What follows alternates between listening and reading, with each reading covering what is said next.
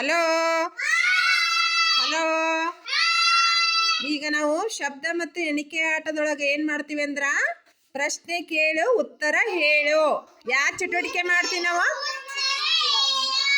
ಪ್ರಶ್ನೆ ಕೇಳು ಉತ್ತರ ಹೇಳು. ನಾವೊಂದಿಷ್ಟು ಪ್ರಶ್ನೆ ಕೇಳ್ತೀನಿ, ಉತ್ತರ ಹೇಳ್ಬೇಕು ನೋಡ.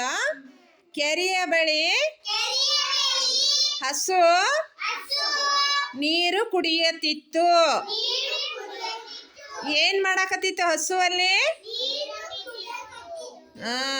ಆಮೇಲೆ ಕಾಡಿನಲ್ಲಿ ಹುಲಿ, ಕರಡಿ, ಚಿರತೆ ಏನ್ ಮಾಡ್ತಾವ ಅಲ್ಲಿ? ಅವು ವಾಸವಾಗಿರ್ತಾವ.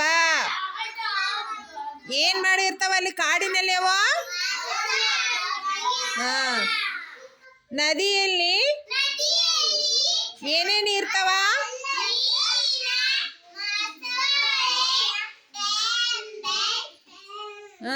ಮತ್ತ ಏಡಿ, ಕಪ್ಪೆ ಎಲ್ಲ ಇವು ನೀರಿನಲ್ಲಿ ಏನಾಗಿರ್ತಾವ?